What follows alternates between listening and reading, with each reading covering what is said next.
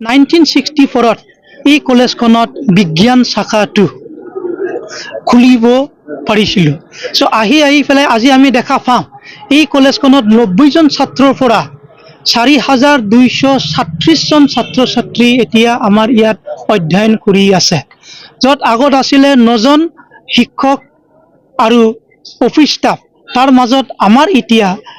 হৈ গৈছেগৈ total sanction ষ্টাফে হৈ গৈছে আমাৰ 137। চ' গতিকে খুব এই সন্ধিখনত চালে আমি নিশ্চয় ক'ব পাৰোঁ যে আমাৰ ফাউণ্ডিং মেম্বাৰসকলৰ যি নেকি সপোন আছিলে এই সপোনটো বাস্তৱায়িতত ৰূপান্তৰিত হ'ল। আৰু ইয়াৰ কাৰণে আমাৰ যি নেকি এই অঞ্চলৰ বাসিন্দাসকল, অঞ্চলৰ যি নেকি আমাৰ সমাজ, অঞ্চলৰ মানুহসকল, তেওঁলোকৰ যি নেকি অহৰহ সহায়ৰ আমাক যি নেকি কোঅপাৰেশ্যন আৰু হেল্প এক্সটেণ্ড কৰি আহিলে, তাৰ কাৰণে মই অশেষ ধন্যবাদ জনালোঁ। আজি এই মুহূৰ্তত যিহেতু কোকৰাঝাৰ চৰকাৰী মহাবিদ্যালয়খন কোকৰাঝাৰ বিশ্ববিদ্যালয়ৰ ৰূপ পালে,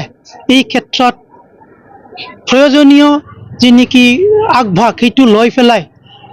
কামটো কৰি দিয়াৰ কাৰণে মই অসমৰ মাননীয় মুখ্যমন্ত্ৰী শ্ৰীযুত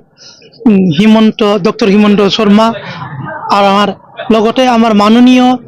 শিক্ষামন্ত্ৰী ডক্টৰ ৰণোজ পেগু, আমাৰ মাননীয় কেবিনেট মন্ত্ৰী UG ব্ৰহ্ম আৰু আমাৰে এই BTCৰ মাননীয় চিফ শ্ৰীযুত প্ৰমোদ বড়ো, আটাইকেইজনকে মই কোকৰাঝাৰ চৰকাৰী মহাবিদ্যালয়ৰ ফ্ৰেটাৰ্নিটি হৈ পেলাই অশেষ ধন্যবাদ